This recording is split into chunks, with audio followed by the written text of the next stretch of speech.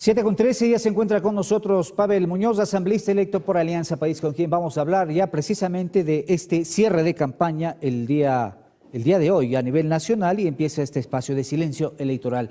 Una evaluación más bien rápida de lo que ha sido estos últimos días de la campaña y cuáles son las expectativas para hoy. Bueno, muchísimas gracias, Rommel. Buenos días, de la ciudadanía, buenos días. Contentos, muy contentos de cómo nos ha ido en esta segunda vuelta, porque la gente lo que ha ratificado es la confianza en el binomio del pueblo. Ha ratificado la confianza en sus postulados del gobierno, en los principios que están detrás de este proceso, y ha sido clara en darnos 3 mandatos: que sostengamos lo que se ha hecho bien, que hagamos las modificaciones donde haya que hacer los ajustes, los cambios, y que sostengamos las políticas de Estado. Desde esta perspectiva es que consideramos que Lenin es el único candidato que expresa un cambio real para el país y que es una apuesta efectiva por el futuro. Usted fue secretario nacional de Planificación y en ese sentido usted tiene una visión, una panorámica de la situación del país. El día de ayer, en su conferencia económica, en un evento organizado por el IAEN, el presidente señaló que entregará al próximo gobierno una economía estabilizada y en crecimiento. ¿Cómo se logró este objetivo?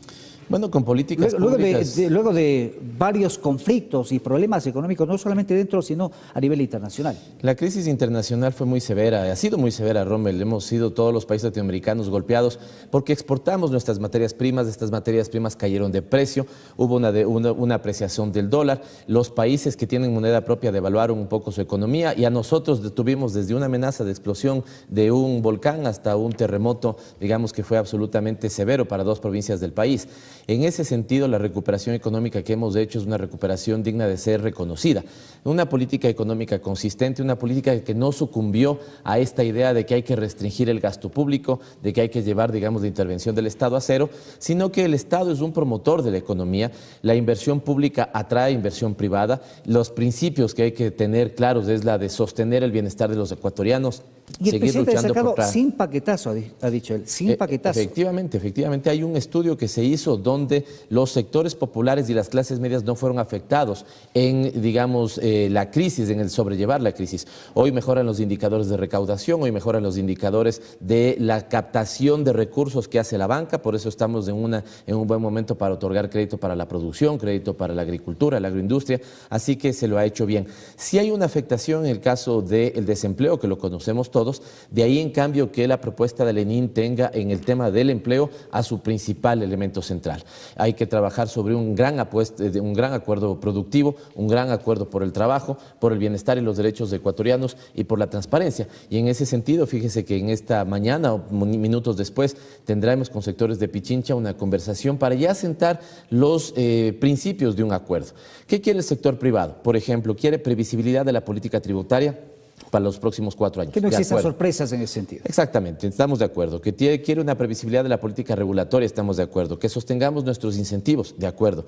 Que mantengamos una inversión pública que atraiga inversión privada, totalmente de acuerdo. Y que combatamos severamente, digamos, la tramitología odiosa, estamos de acuerdo. ¿Qué le pedimos al sector privado? Que tenga metas de reinversión, que esa inversión sea para innovación. Esto significa que su economía tenga mayor valor agregado, que aperturen nuevos mercados, pero lo más importante es que aperturen nuevas plazas de empleo.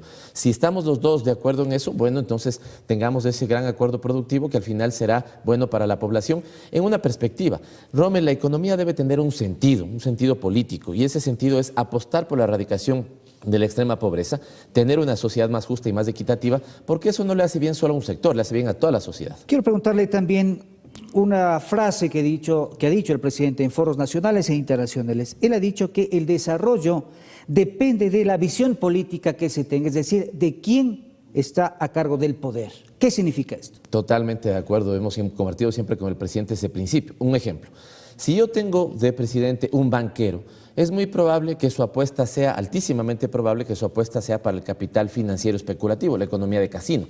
Si detrás lo que tengo es alguien que tiene un principio de apostar por una sociedad más justa, más equitativa, donde la clase media sea importante, donde los sectores pobres sean importantes, va a volcar su política pública en atención a esos sectores.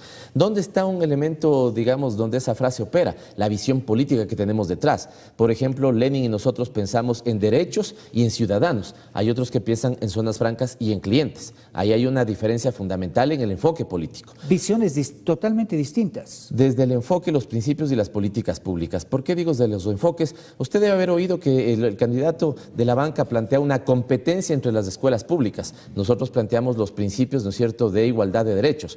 El candidato de la banca plantea, cuando piensa en créditos, nosotros pensamos en becas. Cuando el candidato de la banca piensa en zonas francas, nosotros pensamos en un derecho a la salud universal y de manera gratuita. Apuestan más a la importación, nosotros más a la exportación. Apuestan más al capital especulativo financiero, nosotros a la economía productiva, a esa economía real que genera empleo. Pero en el ámbito económico, de alguna manera, ha resultado atractivo, digo yo, para ciertos sectores empresariales esta propuesta de eliminar 14 impuestos, que según se menciona, pues en el país existiría una sobrecarga tributaria. Esto al parecer ha generado, digo yo, o ha llamado la atención, pero eso, ¿qué efectos podría tener si se logra esta eliminación de 14 impuestos? Me refiero, ¿qué efectos podría tener en la clase media y también para el mismo sector productivo? 3 elementos, Rommel. Yo he conversado mucho con los sectores productivos y no sé qué tan contentos están del tema. Sí, yo creo que los sectores productivos más les interesa que tengamos previsibilidad de cuál va a ser la política tributaria en los próximos 4 años antes que una disminución de lo que hoy tenemos. Segundo elemento, tienen una completa contradicción. Por un lado dicen que falta recursos para atender algunas necesidades y esa propuesta tiene 2 efectos perversos. Uno es que elimina una carga de impuestos a los que más capacidad tienen de pagar y cargaría entonces impuestos a las clases medias. Es un gran error, sí, porque debemos no solamente tener una capacidad de mayor recaudación, esa recaudación debe estar dada por un principio. Quienes más tienen, más deberían aportar el proceso de desarrollo. Quienes no tienen deberían, digamos, tener la posibilidad de verse beneficiados de la política pública del gobierno en su conjunto.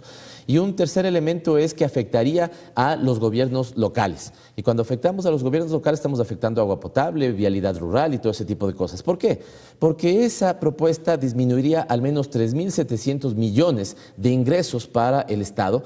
Y cuando hablamos del Estado no estamos pensando en el gobierno central, estamos pensando que el Estado también son las prefecturas, los municipios, los consejos provinciales. De todos al final. De todos. Así que es una propuesta que tiene muchas implicaciones porque a la clase media le afectarían sus derechos, al sector productivo seguramente en la posibilidad de que haya una inversión que les permita a ellos tener infraestructura para su propio proceso productivo.